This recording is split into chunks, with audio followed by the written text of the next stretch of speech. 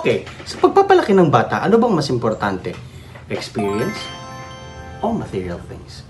According sa pagsusuri ni Chaplin at ng kanyang mga kasamahan noong 2020, mas na-appreciate ng mga toddlers ang material gifts kesa experiences. And it also highlights that as age progresses, appreciation for experiences increase. And sa aking palagay, parehas na importante ang material gifts at experiences na ibinibigay natin sa ating mga anak.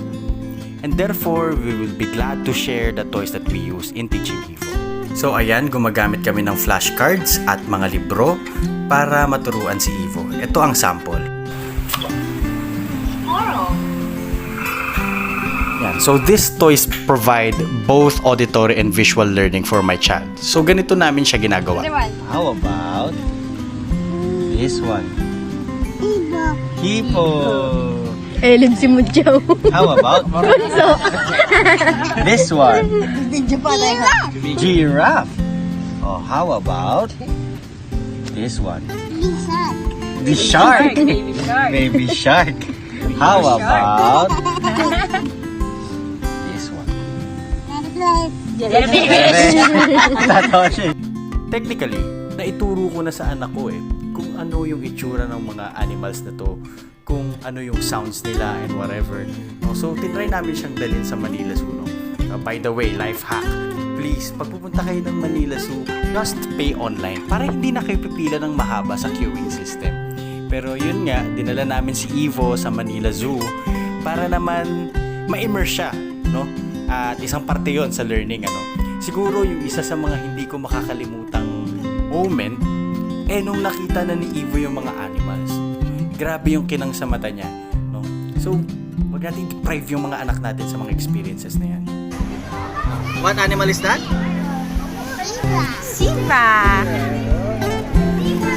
Nako, there's a deer. Where's the deer? It's a deer. It's a deer. Eva, where's the lion? Can you point Wow, to the wow, lion? wow. Pointing to the lion. Lion. What does the lion say? Ito malapit There's the elephant. Oh my. Eva, what does the elephant says? Woo! Paano ulit? What does the elephant says? Woo!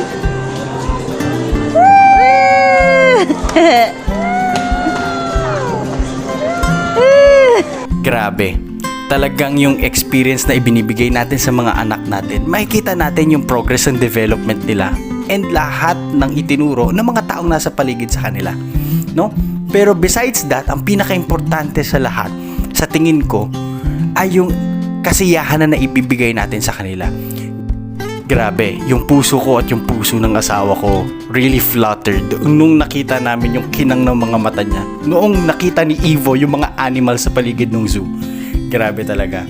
Salamat din dun sa mga child psychologists na tulad ni Chaplin na patuloy na nagpa-publish ng mga findings nila patungkol sa pagtuturo sa mga bata, kung ano yung na-appreciate niya. At bottom line, patuloy nating i-guide at samahan yung mga anak natin pagdating sa learning dahil kailangan nila ito. Again, learning is easier when it's fun. So try learning through playing. And ayun nga, always feed their curiosity. Kaya wag natin silang ikahon sa loob ng mga bahay natin and let them experience things. Yun lang, and I hope marami kayong natutunan sa video na ito. Salamat! Please like and subscribe! Bye-bye! Say bye-bye! Bye-bye.